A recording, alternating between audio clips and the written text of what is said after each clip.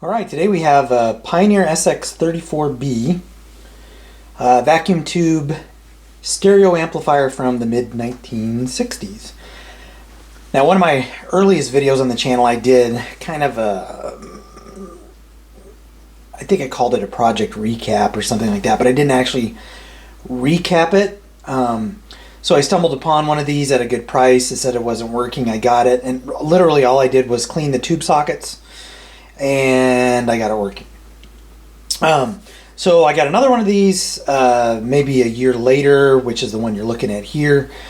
And this one came, again, it was not working, but this one it wasn't much worse electronic shape, I guess. Cosmetically, it's pretty clean. I think the only thing,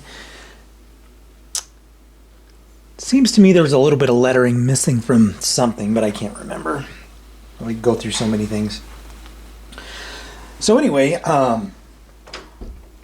what I did with this, and the reason why I didn't film it is because I'm new to tube gear, and you're talking about voltages in tube gear that can be very dangerous. So I didn't want to be distracted as I worked on it, trying to narrate a video or tell you what I was doing. And honestly, there was a lot that I just didn't really understand about the tube topology, right? It's like the circuitry and those types of things.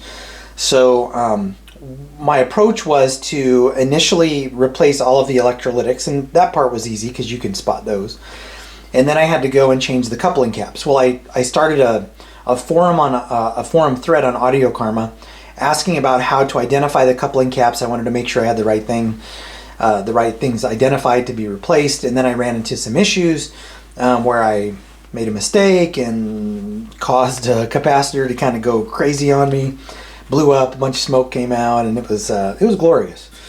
So you may want to check that thread out. I'll try to at least post a link to what the thread title is in here so you can check it out if you want to. Again, I'm completely new to tubes. But you know, looking at this receiver, I wouldn't, I will get another one in the future. This is also the Allied 333, so Pioneer, I believe I have this right, Pioneer made the receiver, and then Allied, they would actually rebrand it and then sell it. So, and I think it was through Radio Shack, if I remember right.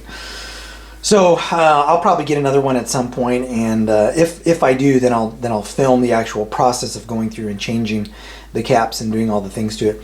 But what I want to do in this video, and this works, as you could see in the little thumbnail that I put out on YouTube, everything lights up. I was listening to it in my gym for well over a month. It sounds great. 8 watts per channel tube, you know, that's pretty standard for kind of a low-end receiver. But what I want to do first is I'm going to move the camera. I'm going to take the top off, talk about the tubes that are in here, talk about what I did, and then I'm going to take the bottom off and then show you the work that I did replacing all the electrolytics and the coupling caps and that type of thing. So let me move the camera into position and talk about the tubes. So here it is with the top off. So the outputs are 6 BM8s, and so again, being new to tubes, I had determined through the help of the people in the Audio Karma thread that these were probably, the original tubes were probably they were in bad shape.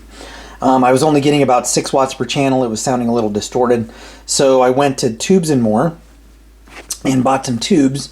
What I didn't realize though, and I didn't see anything, sorry, I'm just trying to reposition the camera a little bit. I could not see anything to tell me if they would be sending me manufacturer match tubes or not. So I ordered 4 new output tubes, and I got 4 mismatched tubes. So different vendors, so like I have an RCA and a GE and a this and a that. Put the new tubes in, one of them went to nuclear right away.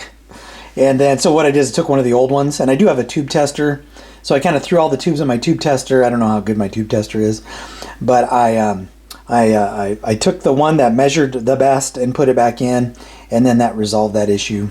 12 AX7s, is that what those are? In the, we'll call it the preamp stage. I didn't do anything with the FM tubes because they seem to work. So, and these are pretty cheap tubes. Those are maybe $5 a piece for those. The 12 AX7s are more, a little bit more expensive, and the outputs are a little bit more expensive. So I did replace these 2 tubes and the output tubes. in terms of tube replacement. That's all I did. So let's take the bottom off and show you the actual work that I did underneath, and tell you about some lessons that I learned as I went through this thing. Okay, so here, and as you can see, this is kind of why these can be intimidating. What I also found is that some of the Japanese tube gear is very crowded underneath, right? So if this were a Fisher, and I've seen pictures, they're a lot cleaner, right? So this is just like a bowl of spaghetti when you're going through and trying to troubleshoot, you know, a potential issue. I almost gave up on this a couple of times, but and the reason why is I was working on a couple of additional projects, and I have some videos. I'll probably release a part 1 on the gear that I'm having an issue with.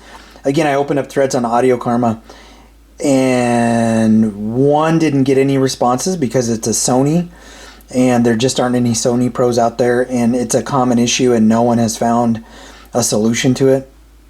And then the other is a Sansui, and we went through all of the tests that you could do it, you know, to kind of resolve this issue, and we weren't really getting anywhere, so I just kind of paused that one. So I'll include the links to those in the videos for those particular pieces of equipment. So anyway, I was doing this at the same time, and I was just like, I'm done with tube gear. And then I thought, well, this is probably going to be the easier or the easiest of the 3 to sort out. So what I did was I went through and replaced all of the electrolytics. You can't see them all, but right. So I replaced those caps. We have caps kind of spread out in different locations. So I replaced all of those. I replaced the coupling caps, right? So these yellow caps, coupling caps to the tubes in the output section. And then I did some over here, and that would be, I think those are the, I don't know what those were. I'd have to flip it over and see what's over there. Maybe part of the FM section. Again, it's been like 2 months since I've worked on this. Replaced a couple of film caps up here. Didn't have to replace any resistors as I was kind of working through the troubleshooting steps on this. This is the cap that I had miswired. I actually put it on a different post. I had to replace the rectifiers because those were torched when I made that mistake. And I mean, it scared the crap out of me. There was a bang, and then a smoke like a smoke bomb went off. And I almost called it a day on this at that point because I was like, man, I'm not doing this at all. But stuck with it and got it working. Let's see, what else did I do down here? I think that's it. You can kind of see what I replaced. I didn't do any of these wax covered caps. I didn't do any of the resistors. I replaced all of the Suzuki oil-filled caps. Those are known to be problems. They're not present on all of these, I don't think, but this one had it, and there were a ton of them in there. And the work wasn't too bad. You know, you just have to take a lot of pictures and make sure that you're putting everything back in the way it goes, because as I experienced, if you just get something wrong, go to a different post that you shouldn't go to, you're going to have some significant issues.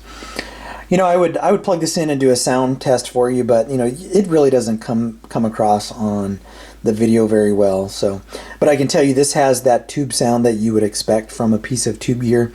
I do like how it has loudness, and I like tone controls. I know that there are some purists out there that are like, no, you can't use those. You just have to match them with the right speaker. But you know, they put them there because people have their own listening preferences. I think I probably replaced the lamps on this. The FM section worked fine. So one thing I did add though, and I probably really can't show you this very clearly, but if you look back here, you know what, maybe I'll put the bottom on this, flip it around, and kind of show you the back panel on this, and show you what I did. One thing that I failed to mention when I was talking about what I did not do anything with the multi-capacitor cans, the stuffed cans. And the reason why I didn't, and I'm not ruling out doing that, and if I do decide to do that, then I'll shoot a video on it, and I probably will at some point. So these are kind of weird. I went to Hayseed, and I asked them, I assumed that they had made some multi-capacitor cans for this particular model, and they're like, we've never done that. Can you let us know what you need, what the size is, and all that other stuff? What I have done in the past, and I actually have a video that's going to be coming up on the channel where I bypass the cans and I put new capacitors underneath, so I preserve the look, but I'm bypassing the old capacitors in those cans on a Mac 1900. So if you're interested in seeing what that looks like on a Mac, subscribe, and that video will be coming out soon.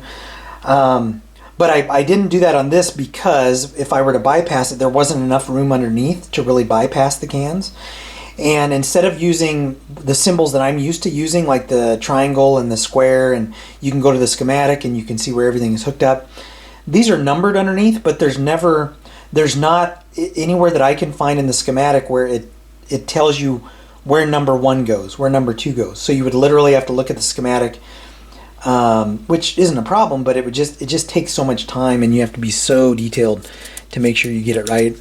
And anyway, when I looked at the can, I was just like, I don't want to get into this right now.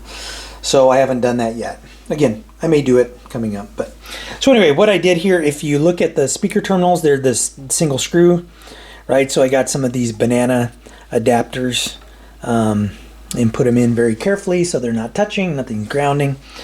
The hookups on this, grab my glasses, see where everything is. So we have magnetic pickup for phono, right? So this is phono.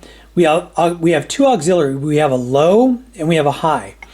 So this is for magnetic. This is for, it says ceramic, right? So this is actually a part of the preamp for the, it's either the phono, yeah, I think it's the phono and the tape head, right? So we have, this could be tape head, or this could be maybe, I don't know if a moving coil, I don't know, but it says ceramic pickup. Then we have high level auxiliary, right? So that's line level.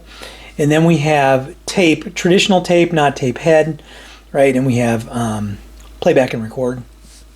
And then we have the speaker terminals. Yeah, I always have to look at that to figure out exactly how to wire everything, make sure I don't have anything miswired. We have a DIN connector, right, for a reel-to-reel. We have the kind of the traditional hookups for the antennas. Let me move this over. We have some hum adjusters. I didn't mess with those. And there's no service manual available for the 34B. They also had a Pioneer 34. All there is a schematic. So alignment procedures, there's nothing posted. There's no bias adjustment for the tubes. This is self-biasing, I guess, is the way the circuit was built. So there are no alignment procedures, anything like that available for this particular model.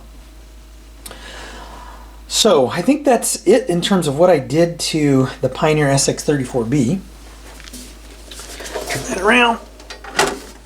Right, I really like these. I would not hesitate picking up another one, or the Allied variant. One of the differences between the 34 and the 34B, the 34 is, I think it's the first series. It uses the tuning eye, which I think is really cool. This does not. It just uses a light. And then it uses the meter over here, right? So FM stereo, and then the meter over here. The older 34 just uses that cat's eye tuner, which I think is a pretty cool thing. Yeah, so I wouldn't hesitate picking up another one of these at all. Nice little receiver. Wasn't too difficult to work on again. I'll probably do another one of these before I do any other piece of tube gear because I'm familiar with this. But as I kind of venture into that world, I'll pick up maybe a Fisher or something at some point and work on it. But anyway, wanted to just share what I did with this receiver, and stay tuned for more. Maybe I'll pick up another one if I could find one at a good price. People tend to be proud of these, so if I can get it for a couple $100, I'll get one. So as always, if you like what you see, hit like, hit subscribe, and I'll catch you in the next video.